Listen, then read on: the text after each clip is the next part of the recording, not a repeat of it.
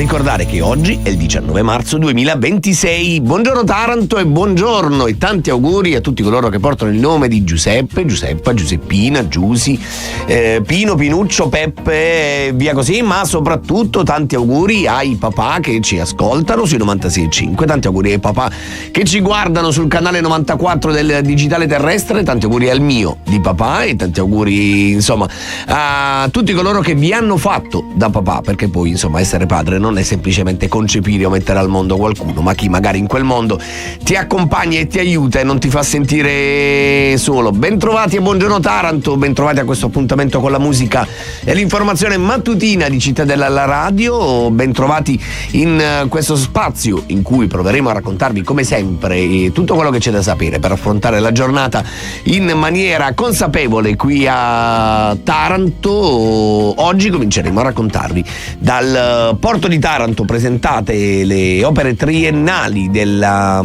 direzione targata della presidenza, targata Giovanni Gugliotti, che insomma ha come obiettivo quello di affrancarsi dalla presenza dell'ex Ilva tra i moli del porto, ma intanto le somme che si tirano rispetto allo scalo ionico sono quelle di un grande fallimento. Doveva essere l'alternativa alla fabbrica e invece è una struttura praticamente ferma, tra 1000 tentativi provati e andati abbastanza male, ma oggi torneremo a parlare di TEF. Ieri abbiamo sentito in diretta Patrick Poggi di Eurota ETS e ieri mattina la presentazione nazionale a Roma dell'evento che si terrà a maggio a Taranto. Ascolteremo i dettagli della conferenza stampa e poi parleremo di sport, perché la Prisma finalmente è salva. Il nostro Francesco Friuli ci racconterà l'impresa della squadra di volley e poi daremo uno sguardo alla Coppa Italia. Non ha giocato il Taranto, ha giocato il Bisceglie, ma è un risultato che in qualche modo ha a che fare con il futuro del pallone rosso-blu, perché sapete che le promozioni, i playoff sono legati anche alla Coppa Italia, quindi insomma vedremo cosa è accaduto e chiuderemo con le giornate FAI di primavera. Cosa ci sarà da scoprire nel nostro territorio? Ve lo racconteremo. E poi oggi sono anche le nostre è il nostro giovedì e quindi oggi abbiamo ospite la nostra Liliana Doria per la nostra rubrica Frequenze Divergenti. Chi sarà l'ospite di oggi? Ve lo racconto subito. Oggi 19 marzo avremo con noi Francesco Urso, dirigente scolastico. Con lui parleremo del tema dal sostegno alla presidenza, l'evoluzione della scuola inclusiva nel corso dei decenni. E mi raccomando, quindi restate con noi su 96.5, restate con noi sul canale 94 del digitale terrestre. Ora però ci fermiamo un minuto, c'è l'oroscopo di Maia. L'oroscopo di Maia. Buon giovedì a tutte e a tutti da Maia e dalle stelle e soprattutto buona festa del papà. Ariete, questo è il momento propizio per aprirvi con qualcuno di cui vi fidate, specialmente se si tratta di un familiare. Lasciatevi andare senza timori. Con grande risolutezza scegliete di adottare un approccio vincente in campo lavorativo. Toro, è comprensibile dispiacersi per non avere abbastanza tempo a disposizione per ciò che desiderate fare, ma questa è solo una fase temporanea. Mentre attendete di poter concretizzare i vostri progetti, concentratevi sul perfezionarli. Gemelli, cercate di essere più intraprendenti. Sia in amore che nel lavoro è necessario che allarghiate i vostri orizzonti e che non vi soffermiate troppo a fare eccessive riflessioni. Cancro, le stelle vi invitano ad essere più sicuri di voi e decisi nel momento in cui prendete una decisione. Una volta presa, non rimangiatevi la parola, sia in amore che nel lavoro. Leone, ci sono delle belle novità in arrivo. Nonostante questo, potreste sentirvi giù di morale. Cercate di essere più concentrati su di voi e sugli obiettivi da raggiungere. Vergine, ci sono delle situazioni incresciose che andrebbero risolte. Non siate troppo severi con voi dinanzi ai vostri errori. L'importante non è non sbagliare, ma imparare dai propri sbagli. Bilancia, i silenzi non hanno mai portato da nessuna parte. Se siete rimasti delusi da un comportamento altrui, parlatene e aprite il vostro cuore. Nel lavoro dovete essere un po' più pazienti, è una fase di stallo. Scorpione, siate più coraggiosi e determinati. È un momento pieno di soddisfazioni e di grandi cambiamenti. Cercate di abbracciarli e accoglierli con grande fiducia. Sagittario, siete voi gli artefici del vostro destino. Lavorate duramente allo scopo di crearvi delle occasioni e di avere sempre nuovi stimoli. Giornata favorevole per quanto riguarda le nuove conoscenze. Capricorno, ci sono dei cambiamenti a cui dovete far fronte. Ricordate che il vero successo si raggiunge credendo sempre in se stessi e in se stesse e non arrendendosi. Acquario, fidatevi di più del vostro istinto che oggi sarà infallibile. Le stelle vi invitano a non soffermarvi troppo sulle critiche esterne, fatevele scivolare addosso e cercate di restare centrati. Pesci, siete al massimo della vostra energia mentale e fisica, vi sentite al centro dell'attenzione e riuscirete a catturare oggi l'interesse di chi vi circonda con il vostro spirito brillante e vivace. Oggi vi saluto con le parole di Jean-Paul Sartre. Ogni parola ha conseguenze, ogni silenzio anche. Ciao a tutte e a tutti e ancora auguri a tutti i papà. A domani con l'oroscopo di Maya. E grazie a Maya per averci raccontato le stelle e anche per aver fatto gli auguri anche lei ai papà. Adesso invece andiamo a dare un'occhiata alle prime pagine dei quotidiani. In apertura sul Corriere del Mezzogiorno c'è la crisi di Natuzzi, nuova lettera di Natuzzi ai dipendenti, sforzi straordinari ora insostenibili. Il re del salotto tende la mano rilanciando la necessità del piano industriale, investiremo 52 milioni. Pasquale Natuzzi, fondatore della multinazionale del salotto con sede a Santeramo in Colle, torna a scrivere direttamente ai suoi collaboratori, ma questa volta i toni sono più soft e soprattutto il re dei divani arriva al nocciolo della questione. L'azienda è in affanno e senza correttivi non solo crolla il business ma un intero territorio.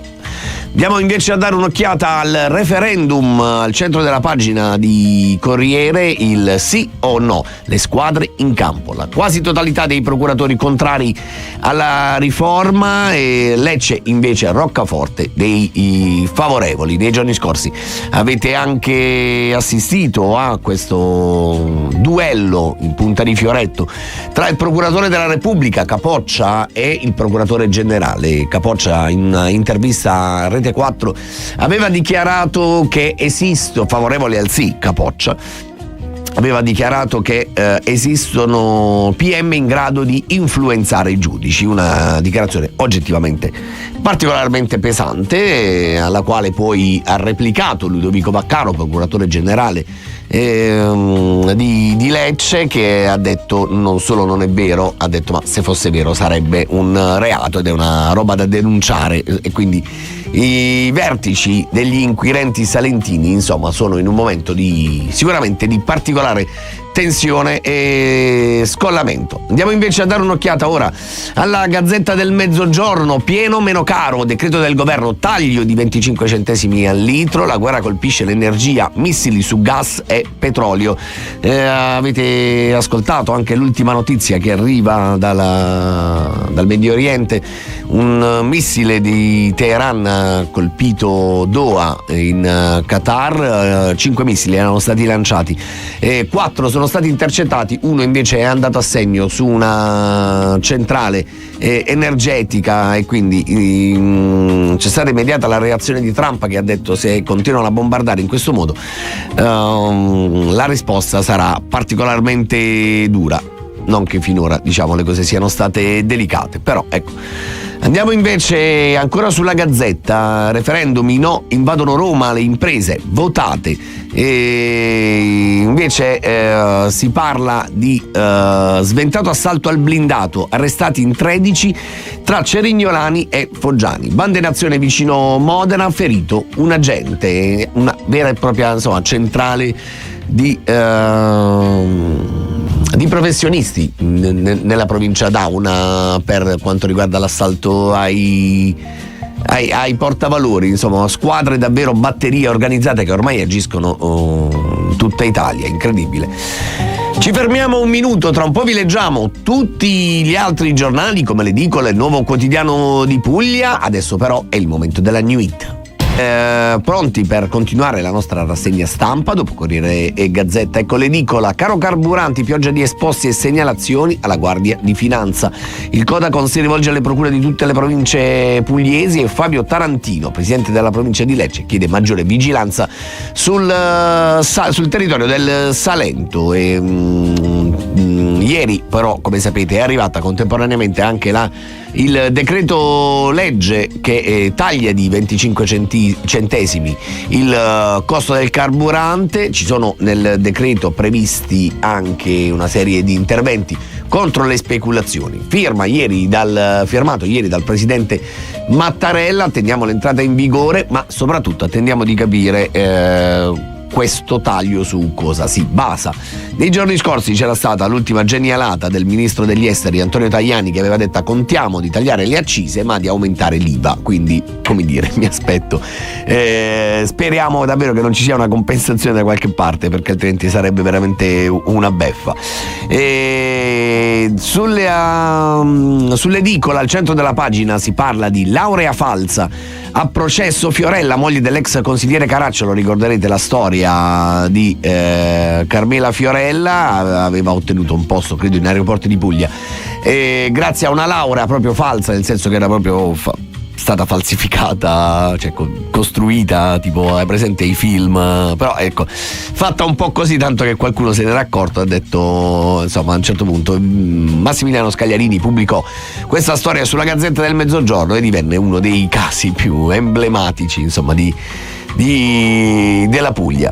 Andiamo invece a vedere la prima pagina del Nuovo Quotidiano in edizione Taranto. Benzina e diesel meno cari, taglio di 25 centesimi al litro, il governo accise giù per 20 giorni, speculazione, esposto Codacons. Una mossa antispeculazione per contenere, con un taglio di 25 centesimi al litro, i costi saliti alle stelle dei rifornimenti dal benzinaio. Il governo ha varato un decreto legge che le opposizioni invocavano dall'inizio della guerra. Il taglio delle accise sarà per 20 giorni sul fronte giudiziario, intanto esposto del Codacons, in tutte le procure contro i rialzi fraudolenti dei prezzi. E poi al centro della pagina una foto dell'ultimo bus di Kima Mobilità bombardato di sassi. Il titolo è: prima la sicurezza a bordo, ma è protesta per lo stop ai bus. Il comitato in prefettura trira dritto, SOS Lido Azzurro, siamo ghettizzati. Insomma, come sapete, da qualche giorno il numero di corse si è ridotto significativamente dopo le 19. Non ci sono più autobus, non c'è più la linea 15 che va al Lido Azzurro dopo l'ultima Sassaiola avvenuta il 10 marzo scorso.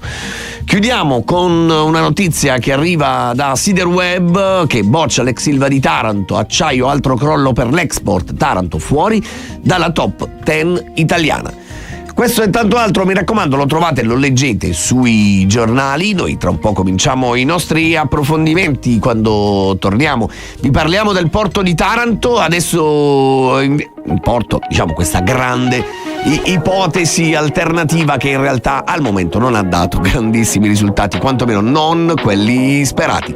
Intanto in One Republic siamo tornati in diretta ed è il momento, come annunciato, di parlare del porto, perché è stato presentato nelle scorse ore il piano per il triennio e ieri mattina sull'edizione del quotidiano Domenico Palmiotti ha raccontato il piano targato Gugliotti, che contiene il potenziamento delle infrastrutture e anche un programma per aumentare i traffici, ma nello scalo si deve superare la dipendenza dalla grande industria siderurgica. E il piano voluto da Gugliotti ha 4 obiettivi da perseguire nel triennio 2026-2028 per cercare di tirare fuori appunto dalle secche lo scalo ionico.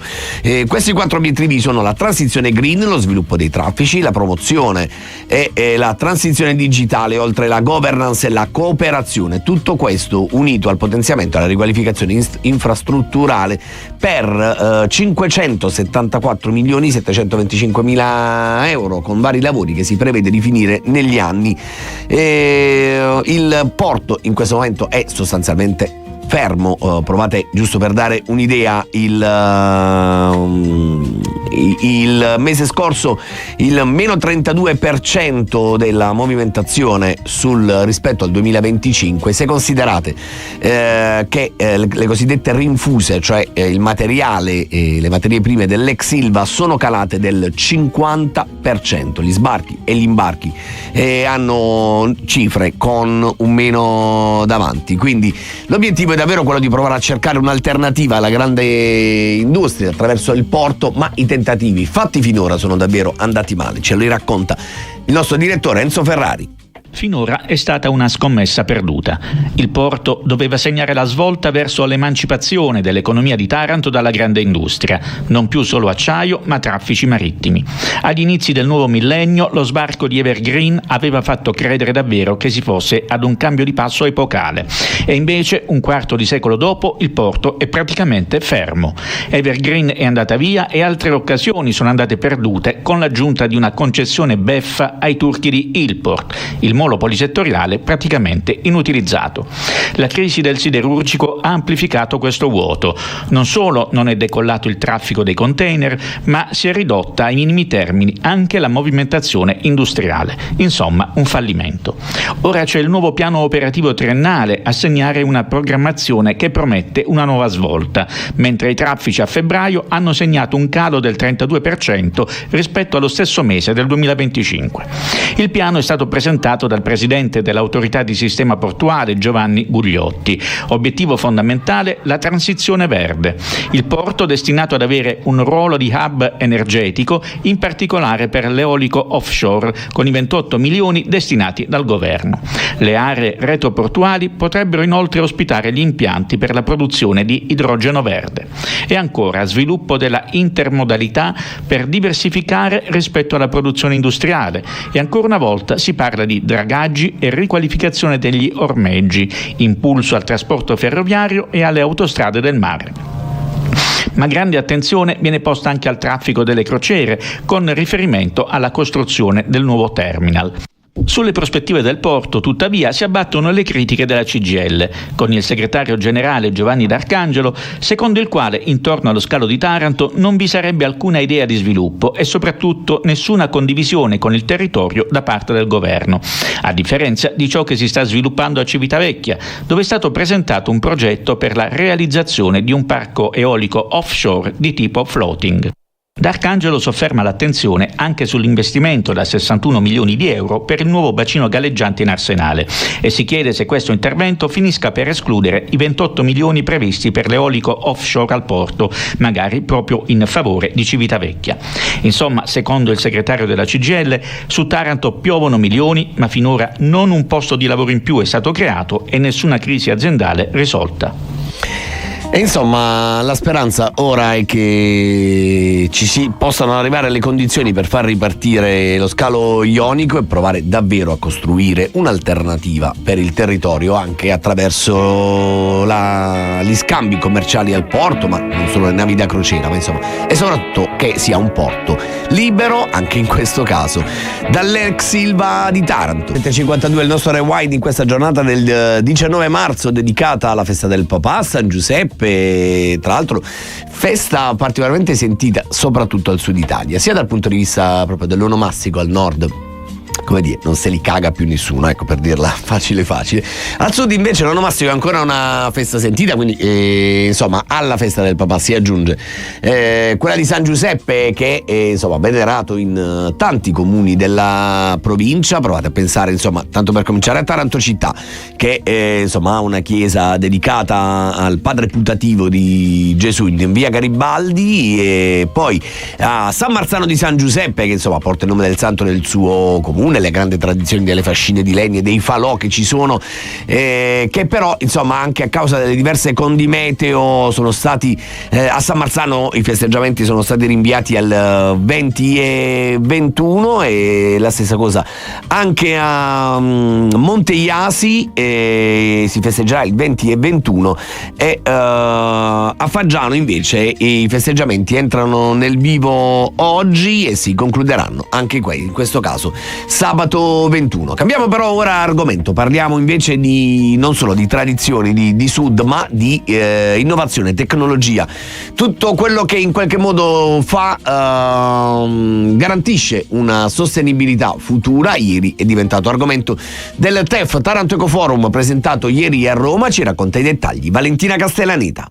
È stata presentata questa mattina a Roma con una conferenza stampa presso la sala polifunzionale della Presidenza del Consiglio dei Ministri la quarta edizione del TEF, il Taranto Eco Forum, in programma il 21 e il 22 maggio a Taranto. Un incontro utile ad illustrare la visione, gli obiettivi e i contenuti della prossima edizione del forum. L'edizione del 2026 si svilupperà attorno al tema la rigenerazione attiva e l'equilibrio del progresso a tutela del bene comune, con approfondimenti dedicati tra gli altri a bonifica e biorisanamento, economia circolare, transizione energetica, risorsa idrica, blue economy, mobilità sostenibile, innovazione 4.0, intelligenza artificiale, cyber security, big data e sicurezza. Oltre alla presenza della vice ministro per l'ambiente, della sicurezza energetica Vania Gava, di Giuseppina Picerno, vicepresidente del Parlamento europeo e delle istituzioni comunali e regionali, hanno preso parte all'incontro anche Confapi Taranto, Confindustria Taranto e l'autorità di sistema portuale del Maionio, oltre al commissario straordinario per le bonifiche Vito Felice Euricchio, che ha aperto la conferenza stampa dicendo che, come in natura bisogna rigenerarsi, anche Taranto grazie a eventi come il TEF rigenera il suo tessuto economico e sociale. Ed infatti, come ha sottolineato Patrick Poggi, presidente di Eurota ETS, che organizza l'evento insieme a Silvia Paparella, general manager di Remtech Expo, il 20 maggio, giorno prima dell'evento, ci sarà un tour in alcune aziende, realtà che da progetto sono diventate imprese dal valore tangibile, investendo sul territorio risorse e creando posti di lavoro. Un percorso avviato anche all'interno del comitato scientifico del TEF, che in questi anni ha creato delle proposte e che in qualche maniera hanno anche orientato l'agenda politica nazionale, come hanno confermato i relatori dell'incontro. E allora l'appuntamento con il TEF è il 21 maggio, o forse anche prima.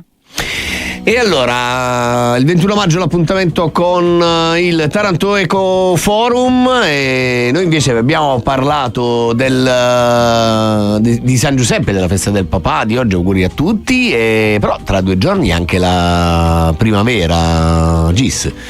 E allora tra un po' parliamo anche delle giornate fai di primavera, parleremo anche del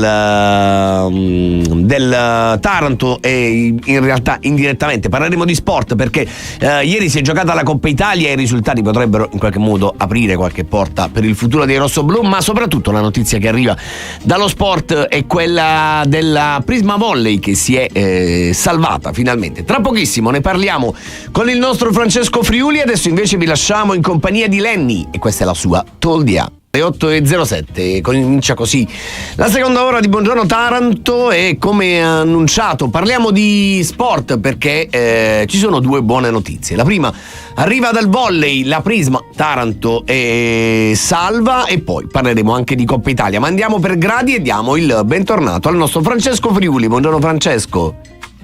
Buongiorno Francesco, buongiorno a tutti. Sì, partiamo dalla Prisma, hai fatto bene a dirlo, perché ieri la Prisma ha completato una salvezza diretta, perdendo per 3-2 contro la capolista Pineto, però andando in vantaggio sul 2-1 a metà gara, e quel punto conquistato ha permesso ai rossoblù di essere con 2 gare d'anticipo salvi, e soprattutto con 2 gare d'anticipo si può anche ragionare di un eventuale accesso ai playoff. Ricordiamo com'è questo accesso ai playoff per la Serie 2, che è leggermente diverso rispetto alla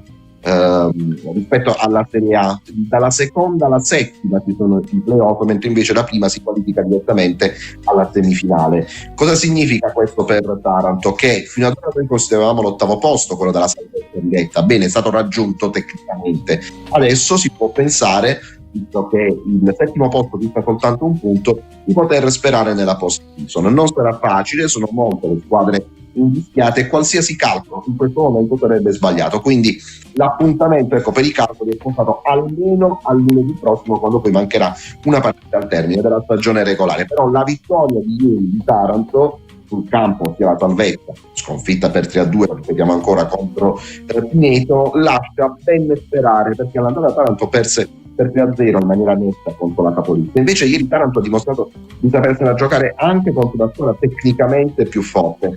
Quindi buone notizie, ecco, se dobbiamo guardare a un eventuale passaggio ai playoff, che non era assolutamente pronosticabile dopo l'inizio della stagione complicato, tant'è che era stato l'esonero del tecnico, e da quando è arrivato Pino Lorizio, soprattutto nel giro di ritorno, Taranto ha cambiato mano. Francesco, invece il Taranto, o meglio, scusami, il passiamo al calcio. Ieri la Coppa Italia, anche là il meccanismo, diciamo, di promozione ci serve un master, praticamente. Darci una mano a capire cosa è successo ieri e quali, diciamo, se ci sono prospettive diverse per il Taranto. Allora, diciamo che ieri sono giocate le andate delle semifinali di Coppa Italia di eccellenza. A noi interessano entrambe le sfide, sia come Taranto ma come Puglia, intendo. Spiego il perché a breve. Dal punto di vista dei risultati, l'Alessandria, che ha un solo punto da conquistare domenica prossima e dovrebbe vincere così il campionato di eccellenza in Piemonte, ha vinto 2-1 la propria sfida, mentre invece il Bisceglie ha pareggiato per 0-0 il match contro il Boreale, squadra laziale. Gara di ritorno il 15 di aprile. Se l'Alessandria dovesse passare il turno e quindi accedere alla finale e il Bisceglie dovesse arrivare in finale, automaticamente già il 15 di aprile il Bisceglie sarebbe già promosso in Serie B, perché la squadra che raggiunge la finale e non è promossa sul campo in Serie B e affronta una squadra già promossa è automaticamente promossa in Serie B. Che cosa sta succedendo in questo momento e perché il risultato di ieri, nonostante sia stato un pareggio comunque conquistato in casa dal Bisceglie, un risultato positivo? Perché dovrà andare in trasferta e dovrà vincere la partita, quindi non avrà un risultato da mantenere, permetteteci il termine.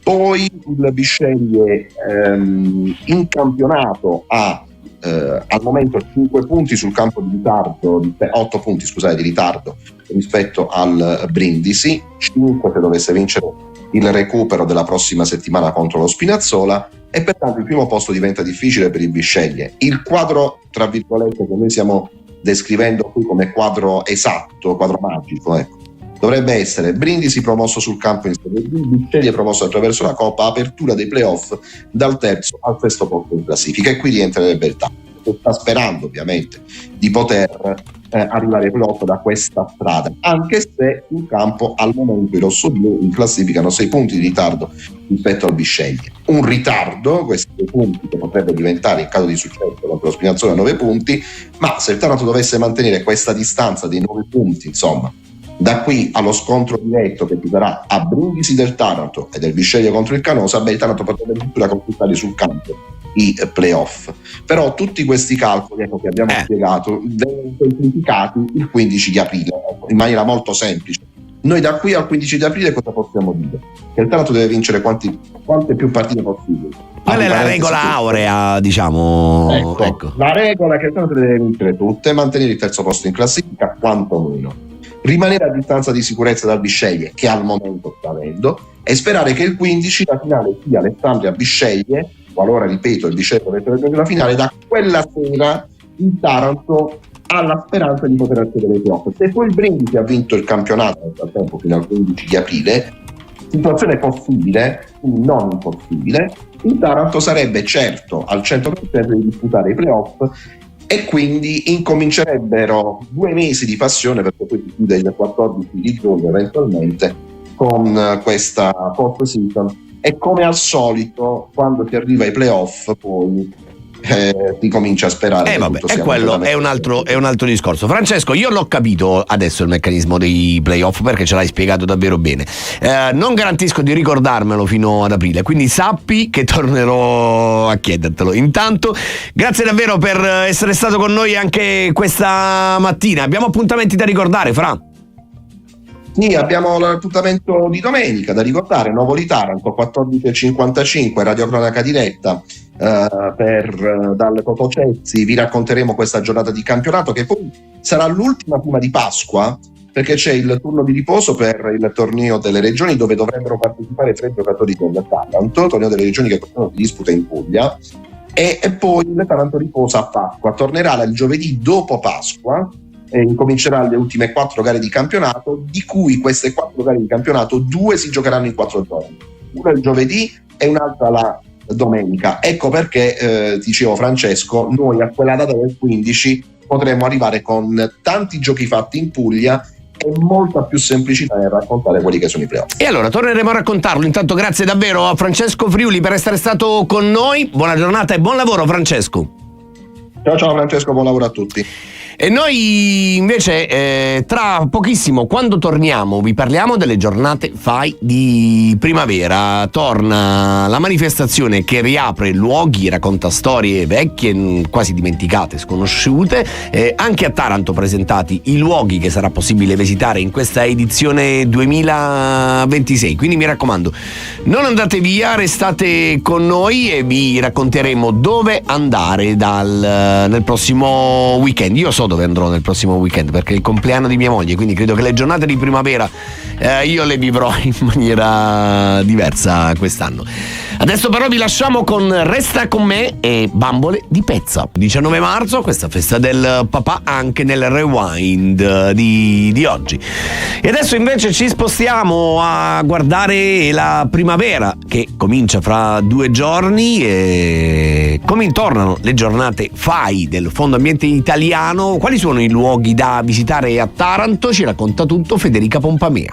Sarà Palazzo Troilo, nel cuore della città vecchia di Taranto, ad aprire le sue porte e accogliere i cittadini e le cittadine in occasione delle giornate FAI di primavera 2026. L'evento nazionale dedicato alla scoperta del patrimonio culturale e paesaggistico italiano, nato per conoscere e valorizzare i luoghi spesso poco noti o normalmente non accessibili, che quest'anno si svolgerà sabato 21 e domenica 22 marzo. L'edificio, che si affaccia sulla piazza della Cattedrale di fronte al monastero di Santa Chiara, oggi sede del Tribunale per i minorenni di Taranto, è stato recentemente restaurato e diventerà anche sede operativa del comitato organizzatore dei Giochi del Mediterraneo. Il palazzo, inizialmente appartenente alla famiglia Montefuscoli, passò poi al marchese di Lizzano, Nicolò Chiurlea, e successivamente al marchese di Fragagnano, Francesco Maria dell'Antoglietta. Nel 1737 fu acquistato dalla famiglia Troilo per 2.500 ducati. Tra gli elementi più significativi del palazzo si conservano uno scudo nobiliare e un antico atrio. Durante le giornate FAI sarà possibile visitare le antiche sale del palazzo, conoscere le famiglie che lo hanno abitato e scoprire il recente restauro. Particolarmente suggestiva la terrazza con giardino pensile, con un inedito affaccio sulla cattedrale di San Cataldo. Per il 2026 saranno 780 i luoghi visitabili in oltre 400 città italiane, grazie al lavoro di 7.500 volontari FAI e alla partecipazione di 17.000 apprendisti ciceroni, studenti appositamente formati per accompagnare i visitatori alla scoperta dei beni aperti. Tra queste anche i luoghi della provincia di Taranto, nei comuni di Ginosa, La Terza, Manduria, Massafra e Pulsano.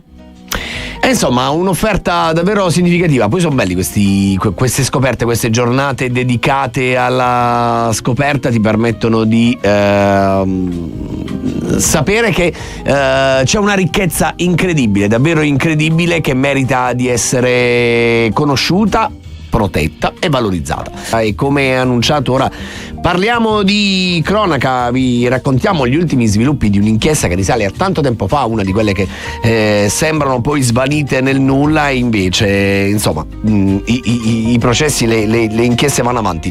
Un'operazione tra l'altro che ormai conta non so quanti anni, si chiamava 5 Gold Days, era 5 giorni d'oro, era stata messa a segno dagli investigatori della polizia stradale di Taranto. Riguardava una presunta associazione a delinquere che sui giornali, sulle TV, persino durante le partite della nazionale aveva pubblicizzato una polizza assicurativa a soli 100 euro, senza dire in realtà che quella polizza valeva soltanto per 5 giorni, e quindi la gente stipulava questi contratti senza accorgersi che in realtà la durata era di appena 5 giorni e quindi diciamo subito dopo era scoperto. Le inchieste sono partite da un incidente mortale avvenuto nel territorio di Manduria e gli investigatori si accorsero che l'auto che aveva generato l'incidente era senza copertura assicurativa.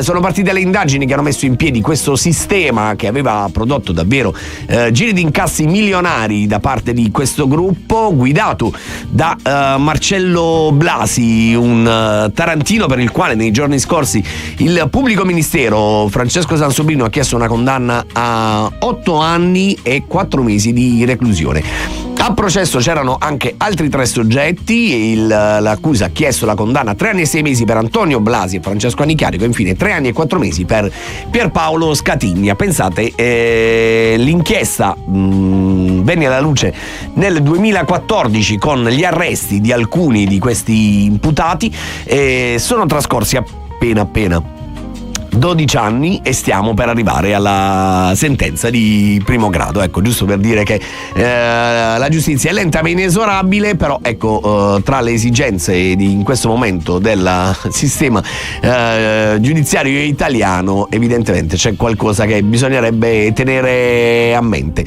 Detto questo, noi chiudiamo qui la nostra pagina di cronaca e tra un po', quando torniamo, cominciamo con le nostre frequenze divergenti. Avremo con noi, oltre alla nostra Liliana Doria, avremo con noi anche Francesco Urso, dirigente scolastico, e con lui parleremo di sostegno e di presidenza, l'evoluzione della scuola inclusiva nel corso dei decenni. Adesso invece vi diamo un saluto significativo, particolare. Vi facciamo ascoltare un pezzo non a caso, che è quello dei Negrita. Il perché lo scoprirete tra pochissimo, ve lo facciamo raccontare da Liliana. E il giorno delle verità, scelto oggi dalla nostra Liliana Doria per aprire l'appuntamento con frequenze divergenti, e quindi cominciamo, andiamo per ordine. Diamo il benvenuto alla nostra Liliana Doria, anzi bentornata. Buongiorno a tutti.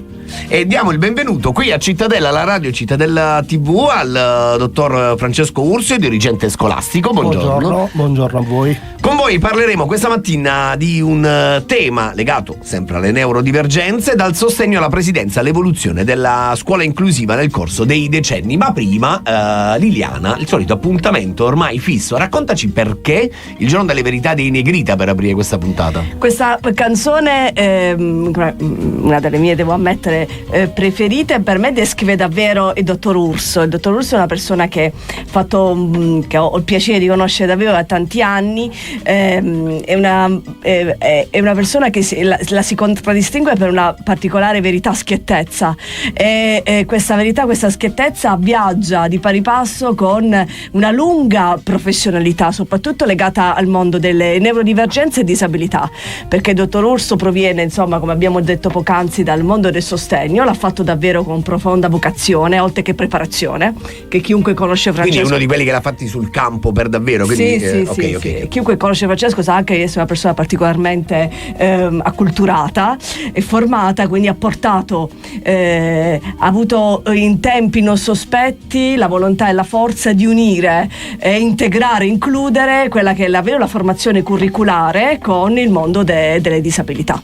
E allora, quindi sicuramente un occhio particolare per questo mondo, dottor Urso. Allora, a parte il fatto che diciamo dirigente scolastico e preside, e a me già un po' questa cosa mi mette l'ansia, perché quando io andavo dal preside non erano mai cose buone, però quindi diciamo partiamo da questo presupposto, preside, non ho fatto niente. No, ok? Il mondo tanto è cambiato. Meno male, sono miti adesso. No, vabbè, ero rappresentante dell'istituto, quindi ci andavo molto spesso dal preside, ecco. ma erano sempre comunque, diciamo, mai cose belle.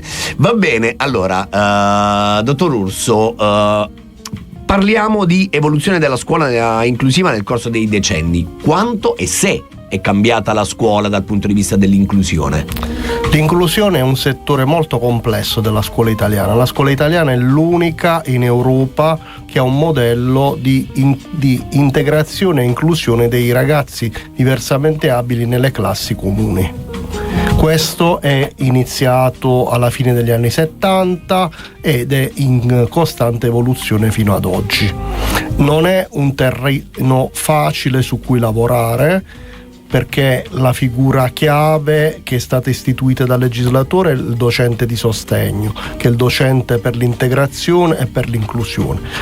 Purtroppo non è un lavoro semplice, perché è un lavoro di relazioni con docenti, colleghi e con le famiglie. Per le famiglie la figura del docente di sostegno è una figura chiave, è una figura soprattutto di riferimento emotivo e professionale, poiché le famiglie degli alunni, dei ragazzi, delle persone diversamente abili hanno sempre grandi aspettative per il futuro, e quando li affidano alla scuola credono nella possibilità di questo sviluppo dei figli.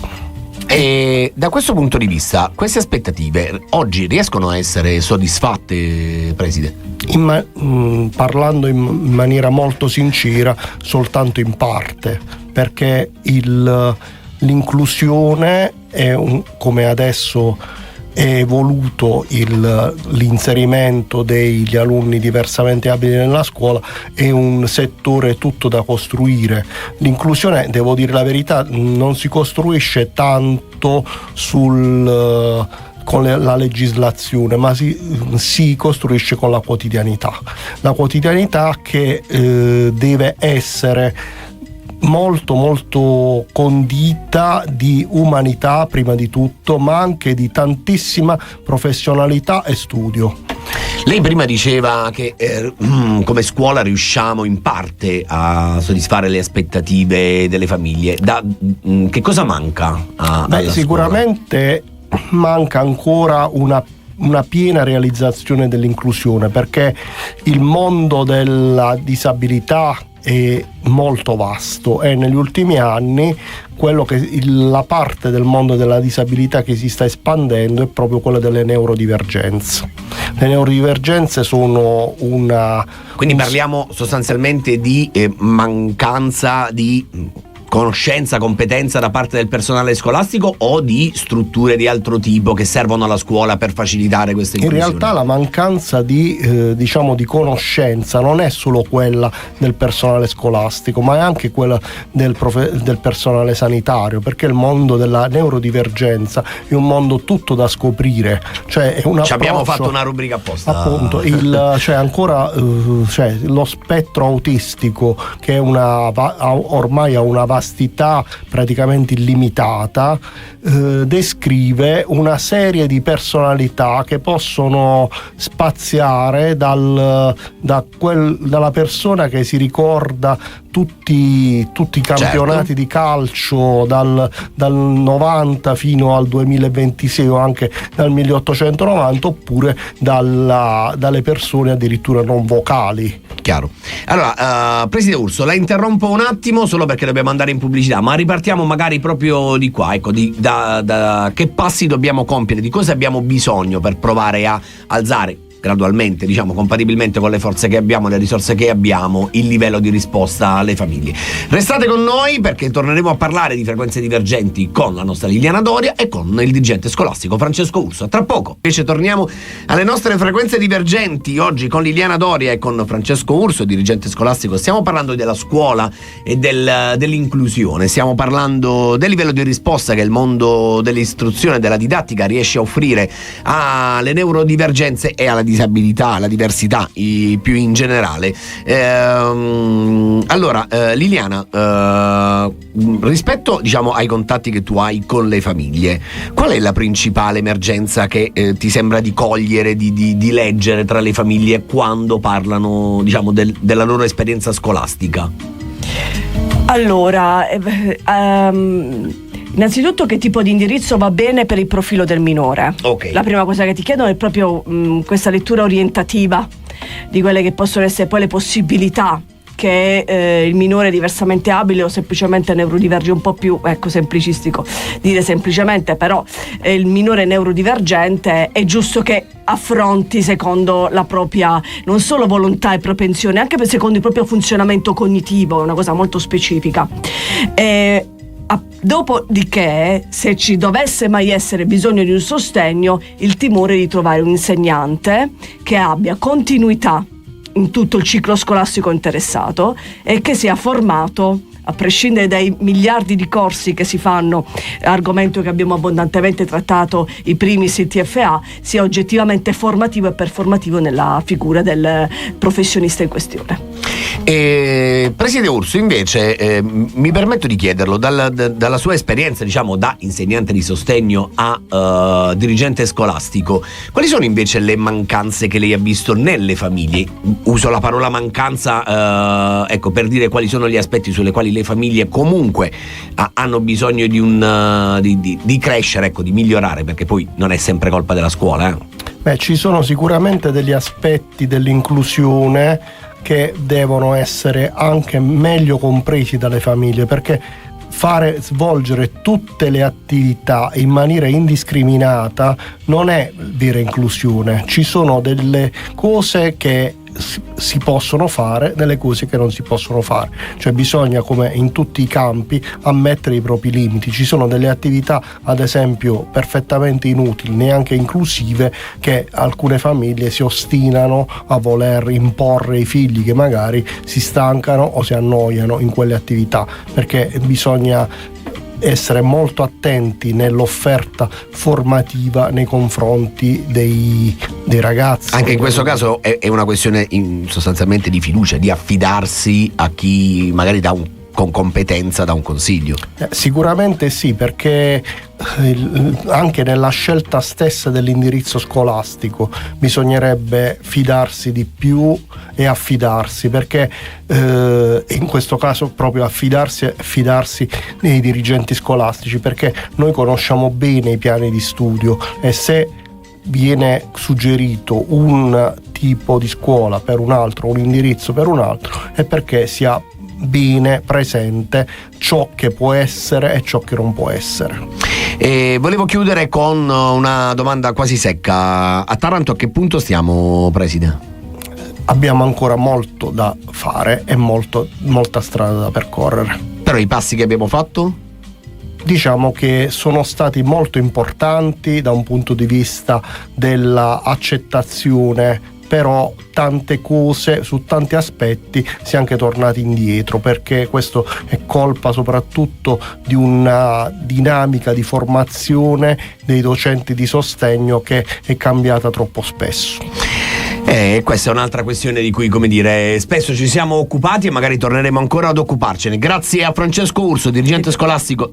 Dimmi. Interessante questa cosa, perché quello che ha detto il dirigente Urso, da dirigente, ce l'hanno sottolineato in forma esattamente identica colleghi di sostegno e famiglie che hanno affrontato nel percorso di scolastico dei propri figli, hanno affrontato il mondo del sostegno, quindi tutto in forma trasversale, chiunque che ha avuto a che fare col mondo del sostegno, famiglia, colleghi, scuola, istruzione, dirigenti, tutti dicono esattamente la stessa cosa, quindi va rivisto il percorso formativo dell'insegnante di sostegno. Ecco, Liliana la tocca piano e quindi l'ha detto. Allora, grazie davvero al dottor Francesco Urso, grazie per essere stato con noi. Grazie a voi. Grazie come sempre a Liliana, torniamo giovedì prossimo con, velocemente, Maria Spada. Ok, mamma di alcuni... Mamma di due bimbi. Di due bimbi, ma fondatrice di Blue Butterfly. Grazie anche a Gisberto Nicoletti, grazie a Michael Schino che hanno guidato la parte tecnica. Noi torniamo domani con Buongiorno Taranto. Mi raccomando, non dimenticate il nostro TG alle 14 sul canale 94 del digitale terrestre. Vi lasciamo alla messa Maria, ma soprattutto vi lasciamo con un augurio. Tanti e tanti auguri a Giuseppe, Giuseppina e a tutti i papà che meritano di essere chiamati tali. Buona giornata!